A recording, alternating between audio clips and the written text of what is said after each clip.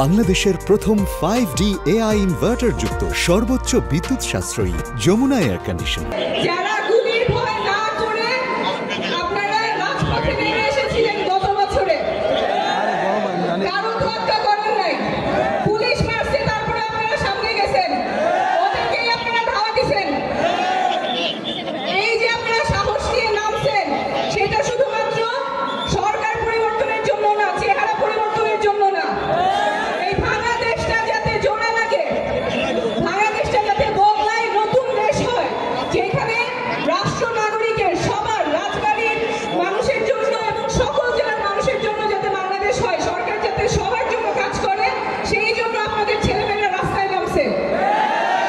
এবং ওই কাজটা আমরা আপনাদের কাছ থেকে শুনতেছি, ওইটা আমরা করে ছাড়বো। এই নাগরিক পার্টি আপনি যারা দেখতেছেন, কেন্দ্রীয় নেতৃবৃন্দ আছে, আমরা সবাই মাঠে এই জন্যই নেমেছি, যাতে দেশটা সুন্দর হয়, দেশটা যাতে সকল নাগরিকের হয়।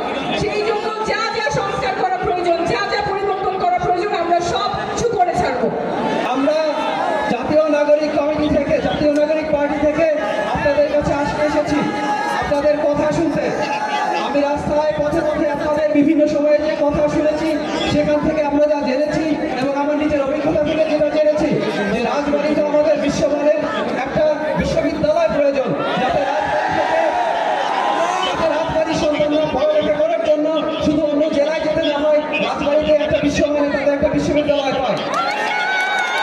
আমরা রাজবাড়িতে চিকিৎসার ক্ষেত্রে বিশ্বমানের একটা হাসপাতালও চাই। আমরা রাজবাড়িবাসীর পক্ষ থেকে সারা জীবন আমরা কাজ করব। আমরা রাজবাড়িবাসী যারা আছি, আমাদের যোগাযোগ ব্যবস্থা খুব একটা ভালো না। এই জন্য রাজবাড়ির উন্নয়ন আমাদের ক্ষেত্রে ব্যাহত হয়। শিল্প অঞ্চলও যতখানি বড় হওয়া প্রয়োজন, ততখানি হতে পারে না। আমরা জাতীয় নাগরিক পার্টি থেকে আপনাদের কথা শুনেছি। আমরা নানা সময়ে চেষ্টা করব সরকারের প্রত্যেকটা পর্যায়ে, প্রত্যেকটা অপরচুনিটিতে আপনাদের এই দাবিটা সবার